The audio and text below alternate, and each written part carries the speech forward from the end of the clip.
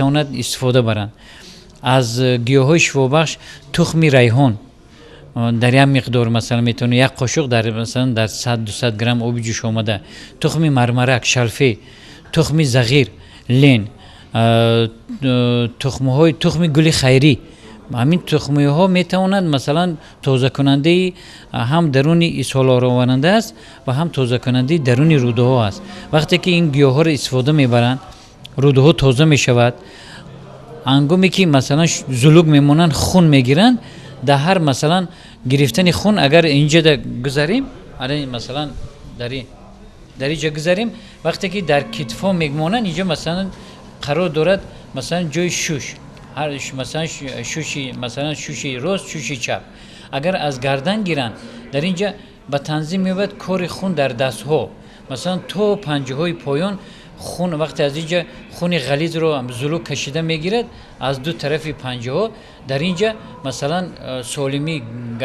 شخ شدن گردن، مثلا اینجا اگر جمع شدن نمک ها باشد، آیسا آیسا خون که وقتی که تازه می شود خون گرم از حساب خوردنی مثلا سبزیجات ها، میوه‌جات، خوردنی ها با تنظیم میاد در روده ها کارکرد می شود و خون سالم که آمد هر گونه چرکنی افلاسیونی که باشد از ارگانیسم به در می رود. وقتی که در تخت پوش در اینجا میگذارن غدود زیر معده، کاری جگر از پیش، مثلا کاری جگر، کاری تلخدان و روده دوازنگشته، معده از اینجا مثلا تازه می شود. آیسا ایسا پایان بران اگر از این سیدلش نر میگن، رگی کلون قویان، رگی که مثلا شاهرگ میگن، تو آخر همین پنجه پایه وقتی کرخ می شود ایسا چرکنی افلاسی های داخلی روده ها می شود.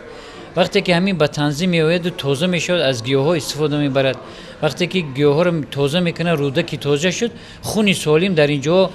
قبول شده، این گیره هایی که در اینجا از گیره های بدن که تازه شد ترکیبش میتواند سالم قدشوی مثلا زانو ها، قدشوی پنجه های پای،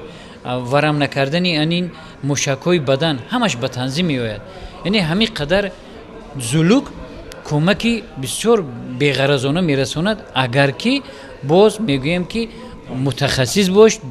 دانسته باشن و درست استفاده برده تونه. به خاطر مثلا پیش از اون که باز میگم که فصل بهار است، شکفتن گل لاله است و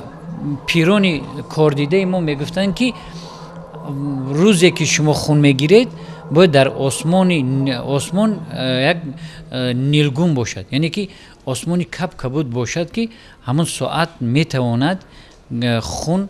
گرفته شود، مثلا یا طبیب باشد یا طبیب روحانی باشد یا طبیب خلق مردمی باشد یا که متخصصی ساحه مثلا خون باشد که با دستگاه های مخصوصی که در پیش خود دارد میتواند به خوبی خون گیرد و ضرری نرساند. و این زلوک در کشور ما هست، هم پرورش می‌یابد، افزایش می‌یابد، اون تولید می‌شود، بسیار تولید می‌شود. به خاطر اگر با دانش‌های قوی زلوک شناسی و زلوک پروری اگر به تنظیم آورده شود، درست کرده شود، مثلا مخصوص کارخانه باشد که زلوک رو پرورش کنن، از کشور ایران و از کشور مثلا روسیه خریده نمیارن برای خیگران، با نوران الانون میشد، خوب میشد، مردم روز به روز بهبود میشنه، کارشون مثلا اعضای بدنشون خوب میشد، خونشون که سالم که باشد. البته تنی آدم با قوت تنی سالم بخی دولت گفتن، به خاطر تنشون که صحت باشد کارشون با تنظیم میشه، زندگیشون خوب گوارو میگذره.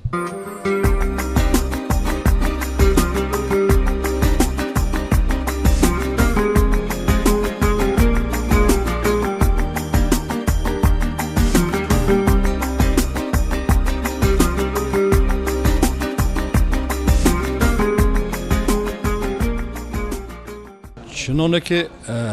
اکثریت شما با واسطه آینه نیلگون دیدید، در پیام پرزیدنت جمهوری تاجیکستان از آن جمله ما اشتراکچی آن بودم و پرزیدنت محترم ما امروز خیلی ساحه‌های گوناگون